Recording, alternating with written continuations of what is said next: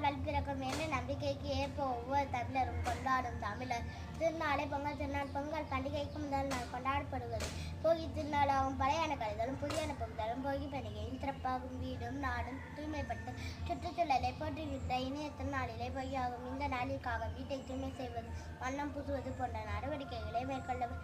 சூரியனுக்கு நன்றி தெரிவிக்கும் நாளை பொங்கல் பண்டிகை. உழவர்களின் உழைப்பால் விளைந்த பொருட்களான மஞ்சள், இஞ்சி, கரும்பு, வெற்றிலை, பாக்கு, வாழைப்பழம் போன்றவற்றை படைத்து புதுப்பானையில் பச்சரிசி பொங்கலிட்டு பால் பொங்கும் போது பொங்கலோ பொங்கல் என மகிழ்ச்சியுடன் யோசை எழுப்புவார்.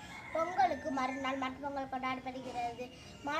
மாடுகளுக்கு நன்றி கூறும் வகையில் மாடுகளை குளிப்பாட்டி அலங்கரித்து வழிபடுவதுதான் மட்பொங்கலாகும். பொங்கலுக்கு அடுத்த நாள் வரும் நிகழ்வே காணும் பொங்கலாகும். குடும்பத்துடன் எல்லாரும் விரும்பிய இடங்களுக்கு சென்று நம்ம நேரத்தை மகிழ்வாக கழிப்பார்கள். எனக்கு வாய்ப்பளித்த அனைவருக்கும் நன்றியை உரித்தாக்குகிறேன். அனைவருக்கும் பொங்கல் திருநாள்